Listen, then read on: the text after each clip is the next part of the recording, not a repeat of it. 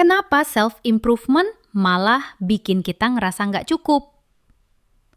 Gini, pernah nggak sih kalian tuh nonton suatu video motivasi, terus bukannya semangat, tapi malah jadi pikiran, kok hidup gue gini-gini aja ya?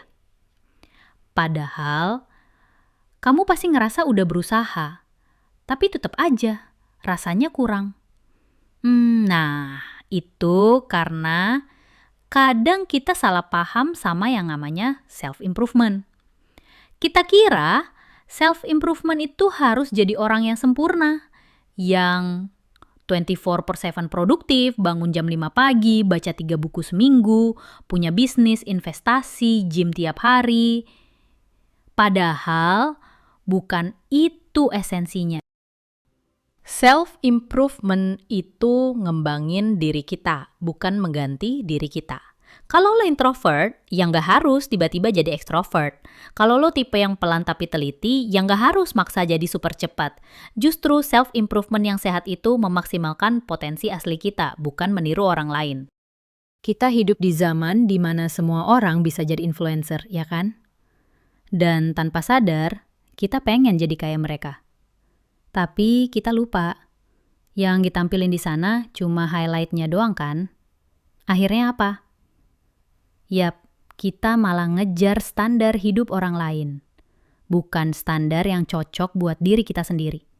Itu bukan self-improvement, tapi itu self-erasing. Kita malah ngilangin jati diri kita.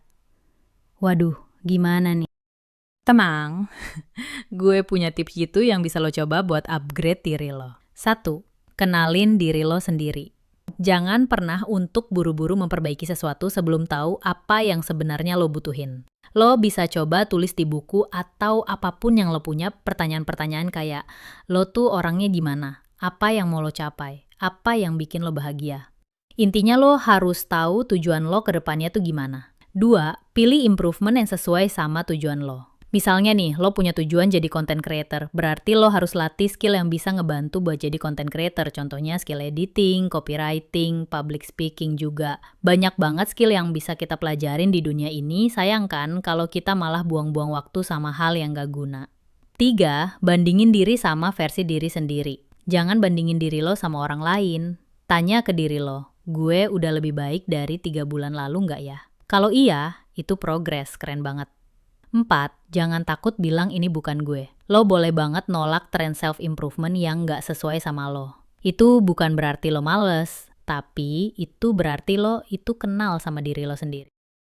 Jadi intinya, self-improvement itu penting, tapi jangan sampai bikin kita semua kehilangan arah. Tujuan kita bukan jadi orang hebat versi orang lain, tapi jadi versi terbaik dari diri sendiri. Dan ingat, berkembang itu bukan lomba. Gak usah buru-buru, yang penting jalan dulu aja. Oke, gue rasa udah cukup segitu dulu. Dan kalau lo ngerasa video ini relate atau ngebantu lo, jangan lupa kasih like dan share juga ke temen lo yang juga lagi butuh dengerin ini. Dan jangan lupa subscribe buat obrolan santai lainnya. Oh, jangan lupa komen juga di bawah. Hal apa sih yang lagi kalian coba perbaiki dari diri kalian, tapi pengen tetap jadi diri lo yang asli. Sampai ketemu di video selanjutnya. Stay true and grow slow.